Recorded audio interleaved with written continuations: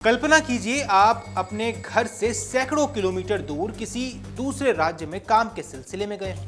भाषा अलग हो, लोग अनजान हो और रास्ता भी भटक जाए। आप किसी से मदद मांगना चाहें लेकिन सामने वाला आपकी बात ना समझ सके।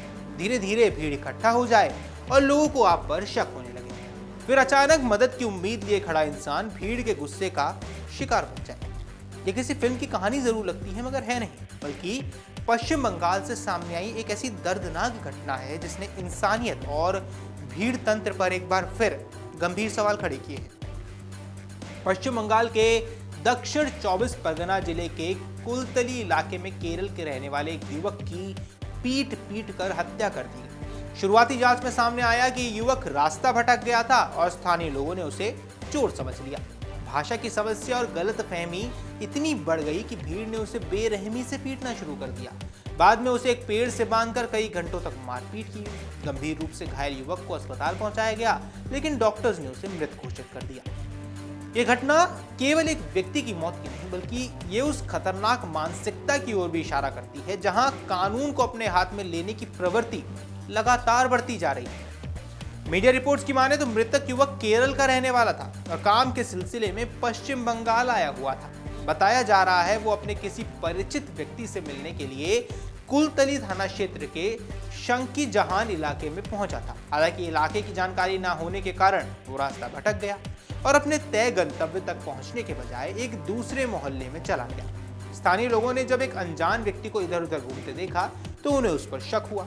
कुछ लोगों ने उससे पूछताछ करने की कोशिश की, लेकिन यहीं से गलतफहमी की शुरुआत हो गई। युवक मलयालम भाषा बोल रहा था, जबकि स्थानीय लोग उससे बंगाली में सवाल पूछ रहे थे। दोनों ही पक्ष एक दूसरे की भाषा नहीं समझ पा रहे थे। युवक अपनी पहचान और वहां आने के कारण समझाने की कोशिश करता रहा, लेकिन स्थानीय लोग को उसकी बात ही समझ नहीं आई। दूसरी तरफ स्थानीय लोगों के सवालों का जवाब न मिलने पर उनका शक और ज्यादा गहरा हो गया। देखते ही देखते ये संदेह अफवाह में बदल गया और कुछ लोगों ने उसे चोर समझ लिया। इसके बाद तो माहौल तनावपूर्ण हो गया। प्रत्यक्षदर्शियों की माने तो कुछ युवकों ने पहले युवक के साथ धक्का मुक्की की और फिर मारपीट शुरू कर दी। धीरे धीरे भीड़ बढ़ती गई और हमला और हिंसक हो गया। रिपोर्ट्स की माने स्थिति इतनी भयावह हो गई कि युवक को रस्सी से बांधकर एक पेड़ से लटका दिया गया और उसके साथ लगातार मारपीट की गई। आरोप है कि कई घंटों तक उसे पीटा जाता रहा। इस दौरान वो अपनी बेगुनाही साबित करने की कोशिश भी करता रहा, लेकिन भीड़ किसी की सुनने को तैयार नहीं थी। ये घटना भीड़ द्वारा कानून अपने हाथ में लेने की एक और खौफनाक मिसाल बनी है। किसी व्यक्ति के खिलाफ बिना किसी सबूत के केवल शक के आधार पर हिंसा करना और उसे मौत के घाट उतार देना समाज के लिए बेहद चिंताजनक संकेत है। घटना के दौरान किसी स्थानीय व्यक्ति ने पुलिस को सूचना दे दी। सूचना मिलते ही कुलतली थाना पुलिस की टीम मौके पर पहुंची। पुलिस ने भीड़ से घायल युवक को छुड़ाया और तत्काल उसे जायानागर अस्पताल भेजा गया, लेकिन तब तक काफी देर हो चुकी।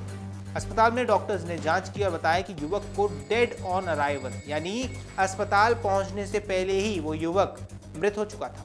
इसके बाद शव को पोस्टमार्टम के लिए भेजा गया ताकि मौत के वास्तविक कारणों का पता लगाया जा सके। युवक की मौत के बाद पुलिस हरकत में आई और मामले की जांच शुरू कर दी।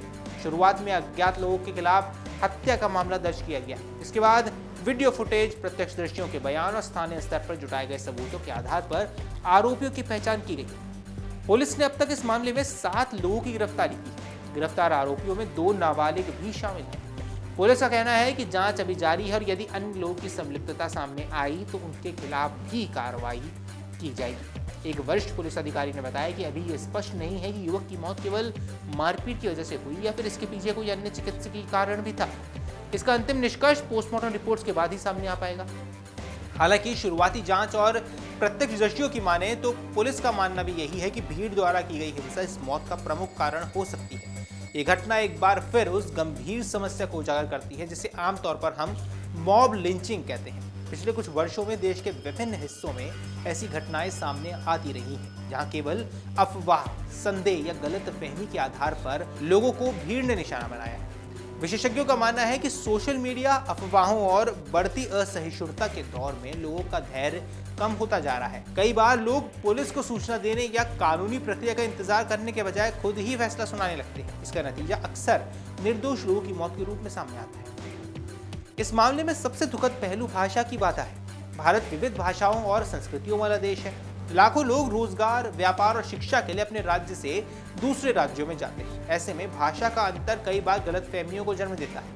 बताया जा रहा है यदि स्थानीय लोग युवक की बात समझ पाते या पुलिस को पहले बुला लेते तो शायद उसकी जान बच सकती थी, लेकिन संदेह और गुस्से ने हालात को इतना बिगाड़ दिया कि एक निर्दोष व्यक्ति को अपनी जान गंवानी पड़ी। इस घटना ने मानवाधिकार संगठनों और सामाजिक कार्यकर्ताओं को भी चिंता में डाला है। उनका कहना है कि किसी व्यक्ति को अपराधी साबित करने का अधिकार केवल अदालत और कानून को ही है। यदि समाज में भीड़ ही न्याय करने लगे तो कानून व्यवस्था पर गंभीर खतरा पैदा हो सकता है। फिलहाल पुलिस पूरे मामले की जांच कर रही है। गिरफ्तार किए गए 7 आरोपियों से पूछताछ भी चल रही है और घटनास्थल से जुड़े सभी सबूत भी जुटाए जा रहे हैं। साथ ही पोस्टमार्टम रिपोर्ट का भी इंतजार हो रहा है, जिससे मौत के सही कारणों की पुष्टि हो सके।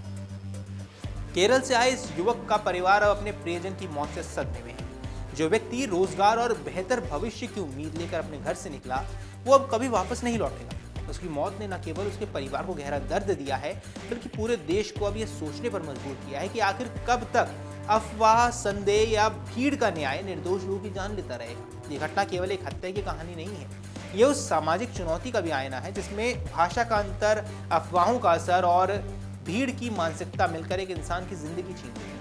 अब देखना यह है कि जांच में क्या सामने आता है और दोषियों को कितनी सख्त सजा मिल पाती है। लेकिन इतना जरूर है कि इस घटना ने इंसानियत को एक बार फिर से कटघरे में जरूर खड़ा किया है। इस पर आपकी जो कुछ भी राय है हमें कमेंट सेक्शन में जरूर बताएं। फिलहाल के लिए इस वीडियो में इतना ही। नमस्कार।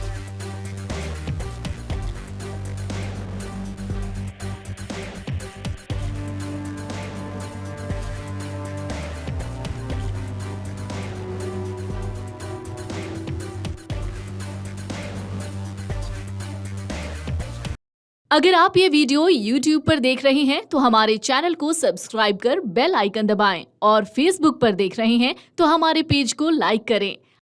अगर आप ये वीडियो YouTube पर देख रहे हैं तो हमारे चैनल को सब्सक्राइब कर बेल आइकन दबाएं और Facebook पर देख रहे हैं तो हमारे पेज को लाइक करें।